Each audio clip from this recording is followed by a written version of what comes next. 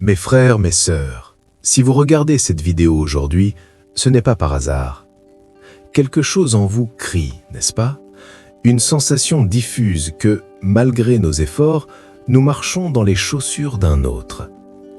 Pourquoi l'Afrique, berceau de l'humanité, semble-t-elle parfois chercher son reflet dans le miroir brisé de l'Occident? Marc Aurèle disait dans ses Pensées pour moi-même « Fouille au-dedans de toi, c'est là qu'est la source du bien. » Mais pour fouiller en soi, encore faut-il savoir qui l'on est vraiment. Aujourd'hui, nous allons croiser le fer entre la discipline du stoïcisme et la lumière de Cheikh Anta Diop. Nous allons traiter le mal le plus profond de notre continent, l'aliénation culturelle. Dans Nation, nègres et culture, Diop nous a avertis. Un peuple sans conscience historique est un peuple vulnérable, une proie pour les volontés étrangères. Psychologiquement, cela crée ce qu'on appelle un complexe d'infériorité systémique. Regardez nos villes, nos écoles, nos aspirations. Nous courons après un succès qui ne nous ressemble pas. Nous souffrons de ce que les stoïciens appellent le jugement erroné. Nous croyons que notre valeur dépend de l'approbation d'autrui, de l'aide internationale ou de la validation de ceux qui ont écrit notre histoire à notre place. La souffrance africaine n'est pas seulement économique, elle est spirituelle. C'est le vertige de celui qui a oublié le nom de ses ancêtres alors que ceux-ci ont bâti les pyramides. Cheikh Anta Diop n'était pas juste un savant, c'était un libérateur de l'esprit. Il nous a redonné notre dignité par la connaissance. Il a prouvé par la science que nous ne sommes pas des invités de la civilisation, mais ses architectes. Le stoïcisme nous enseigne à ne nous attacher qu'à ce qui dépend de nous. Maîtriser son histoire dépend de nous.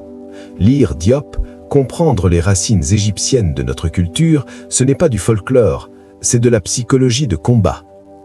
Quand vous savez que l'arithmétique, l'architecture et la philosophie ont germé sur cette terre, votre colonne vertébrale se redresse.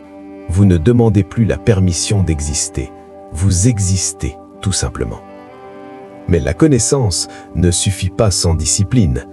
Marc Aurèle nous rappelle que la meilleure façon de se venger d'un ennemi, c'est de ne pas lui ressembler. Si nous voulons une Afrique forte, nous devons cesser de nous plaindre du vent et commencer à régler nos voiles. Le stoïcisme africain, c'est l'action dans le silence, c'est transformer chaque obstacle en opportunité. Voici les 3 piliers pour votre vie quotidienne. La perception. Ne voyez plus l'Afrique comme un terrain de problèmes, mais comme un terrain d'excellence. L'action. Travaillez avec la précision d'un artisan de Memphis. Que votre travail soit votre signature. La volonté. Endurez les difficultés sans trahir vos valeurs. La dignité dont parle Diop se cultive dans la résistance face à la facilité. Mes amis, le temps des larmes est révolu, le temps de la construction est là. En unissant la sagesse de Marc Aurèle et la science de Cheikh Anta Diop, vous devenez invincible. Vous avez l'esprit calme et le sang fier. Ne laissez personne définir votre limite. Votre héritage est millénaire, votre potentiel est infini. Soyez la vérité que vous cherchez, soyez la dignité que vous revendiquez.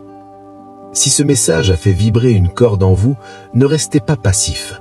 Commentez « Je connais ma valeur », partagez cette vidéo à un frère ou une sœur qui doute. Abonnez-vous, car ensemble, nous allons reconstruire notre citadelle mentale. La connaissance est la liberté. La discipline est la puissance. Paix sur vous.